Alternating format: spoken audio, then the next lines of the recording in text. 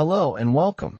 Today, we'll learn about Muhammad Ali, one of the greatest boxers of all time. His life is a story of courage, determination, and belief. Listen carefully and improve your English. Muhammad Ali was born as Cassius Clay in 1942 in Louisville, Kentucky, USA. As a child, he was full of energy but faced many challenges, including racism. One day, his bicycle was stolen. Angry and upset, he told a police officer that he wanted to fight the thief. The officer, who was also a boxing coach, suggested he learn how to box, and that moment changed his life. Ali trained hard. He was fast, strong, and smart. In 1960, he won a gold medal at the Olympics. Soon after, he became a professional boxer. He was famous for his unique style. Ali would say,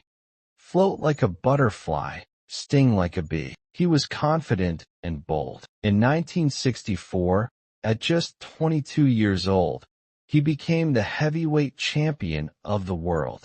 But Ali wasn't just a boxer. He stood up for his beliefs. He refused to fight in the Vietnam War, saying it was against his religion. This decision cost him his title, and he was banned from boxing. But Ali stayed strong, saying, "I have no quarrel with them." Later, he returned to the ring and proved he was still a champion. Ali fought many famous matches, like the Rumble in the Jungle and the Thrilla in Manila. He inspired millions with his courage and determination. Even after retiring, he worked for peace and helped people in need. Ali once said, "Service to others is the rent you pay for your room here on earth." Muhammad Ali taught the world about strength, both in the ring and in life. His story reminds us that believing in yourself and standing for what's right makes you a true champion.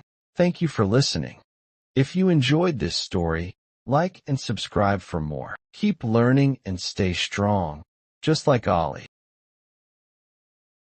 Thanks for watching.